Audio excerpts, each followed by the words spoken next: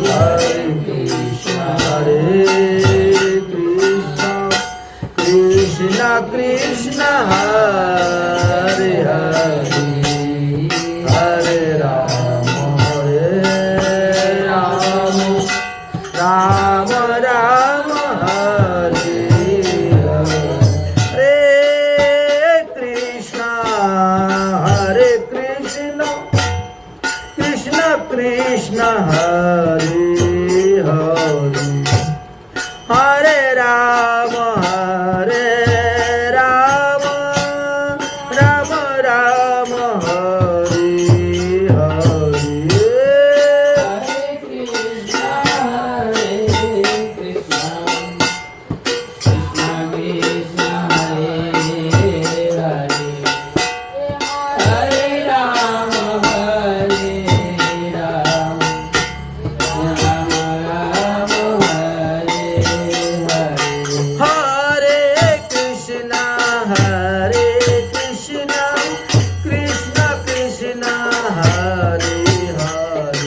Hare Rama Rama Rama Hare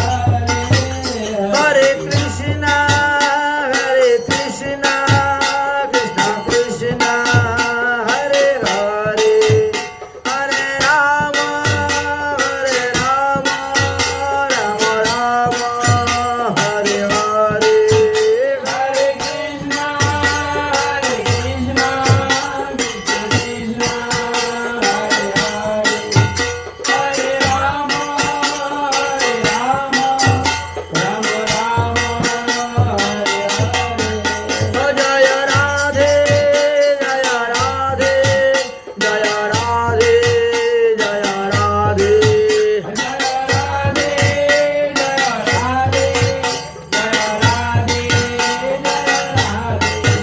Nitai गौर हरिवाल निताई गौर हरिवाल गौर हरिवाल निताई गौर हरिवाल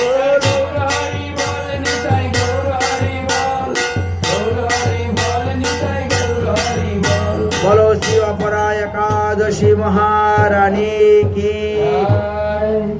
আজকে যারা শ্রী অপরা একাদশী ব্রত করেছেন তারা আগামীকাল সূর্য উদয় হওয়ার পর সকাল 7:45 মধ্যে ব্রতের পালন করিতে হইবে। সকালে 7:45 মধ্যে ব্রতের পালন করতে হবে।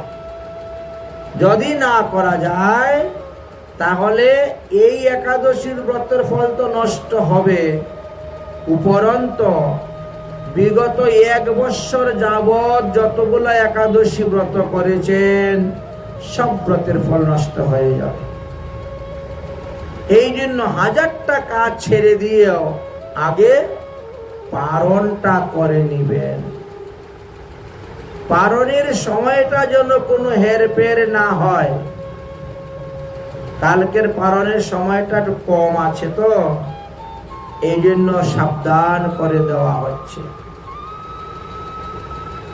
আমাদের একটা দোষ হলো কি, আমরা দুনিয়ার সমস্ত কাজ করার পরে এসে প্রসাদ পাই, এটা করব ওটা করব সেটা করব তারপরে পাবো না।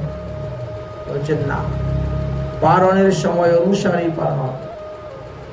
যদি আপনার রান্না ঘটে দেরি হয় আপনি চিরাভোগ দেন, দ্বাদশীতে চিরাভোগ দিলে ভক্তি লাভ হয়, কৃষ্ণ ভক্তি লাভ হয়।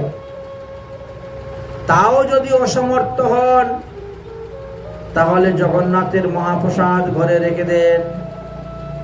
পালনের দিন সকালে একটা চালের দানা মুখে দিলেই পালন হয়ে গেল। তাও যদি আপনার ঘরে না থাকে, শালগ্রাম শিলা, গোবর্ধন শিলা বা গোপাল গিরিধারী স্নান করাইয়া সেই স্নানের অভিষেক জল মুখে দেন, চরণামৃত খেলেও পারণ হয়ে যায়, তথাপিও পারণের সময় পার করা যাবে। কেউ যদি মনে করে আমার মন্ত্রস্মরণ হয় নাই, পারণ করব কেমন করে, পারণের দিনে এটারও ছাড় আছে। মন্ত্রস্মরণের আগেও আপনি পালন করতে পারবেন, কিন্তু সূর্যোদয়ের আগে পালন করতে পারবেন না। সূর্যোদয় হওয়ার পর আর 7:45 মধ্যে আগামী করলে পালন করতে হবে। কারো যদি ঘুমের থেকে উঠতে দেরি হয়ে যায়, ঘুম থেকে উঠেই পালন করেন না, দাঁত মাজবেন পরে, স্নান করবেন পরে, তিলকান্নিক পরে করবেন, ঠাকুর সেবা পরে করবেন, কিন্তু পালনের সময়টা হেরফের করা যাবে না। ওখানে 7:45 সময় দেওয়া আছে, তার মধ্যেই পালন করতে হবে। সাধারণত আমাদের নিয়ম হলো সকালবেলা স্নান করব, তিলক করব, আহ্নিক করব, সন্ধ্যা আহ্নিক, ভগবত সেবা পূজা দিব, তারপরে পালন করব। এটা তো নিয়ম, কারণ মন্ত্রস্মরণ না করে কোনো কিছু খেতে নেই, জল পর্যন্ত পান করতে নেই। কিন্তু কোন কোন সময়ে পরিস্থিতি অনুসারে পরিবর্তন হয়, নিয়মের পরিবর্তন হয়, করতে হয়। কারণ এইখানে কালকের দিনের জন্য মুখ্য হলো পালনটা, এটা মুখ্য। আরো একটা কথা মাথার মধ্যে রাখতে হবে, আগামী কল্য যারা ঠাকুর স্নান করাবেন তাদেরকে সূর্যোদয়ের আগে ঠাকুর স্নান করাইতে হবে। দ্বাদশীর দিনের বেলা ঠাকুর স্নান করানো নিষিদ্ধ। এই জন্য ভোরবেলা উঠে একেবারে মঙ্গল আরতির সময় ঠাকুর স্নান করিয়ে নাও। এইটা হলো দ্বাদশীর ক্ষেত্রে বিশেষ নিয়ম। অন্যান্য সময় আপনি ঠাকুর 7টার সময় স্নান করান, 8টার সময় স্নান করান, তাতে অসুবিধা নয়, সিঙ্গার আরতি আপনি দেন। কিন্তু দ্বাদশীর ক্ষেত্রে একটা বিশেষ নিয়ম।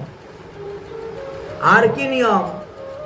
আজকে যারা একাদশী ব্রত করেছেন, যারা নির্জলা করছেন তারা তো নির্জলা আছেনই, আর যারা সজলা করেছেন অর্থাৎ ফলমূল খেয়েছেন, তারা কিন্তু রাত্রে 12টার পর থেকেই আগামী কল্য সকাল সূর্যোদয়ের আগ পর্যন্ত 1 ফোঁটা জল গ্রহণ করতে পারবে না। অতএব আপনার পিপাসা লেগেছে, আপনি এখন জলপান করে নেন। রাত 3টার সময় উঠে ঢকঢক করে জলপান করবেন, হবে না। আরো একটা নিয়ম আছে, একাদশী ব্রতের দিবসে যেমন দন্ত ধাবন করা নিষিদ্ধ, ঠিক তেমনি ভাবে পারণের আগেও দন্ত ধাবন করা নিষিদ্ধ আছে। ঘুমের থেকে উঠে ব্রাশ কলগেট নিয়ে দাঁত ঘষতে শুরু করে দিবেন না।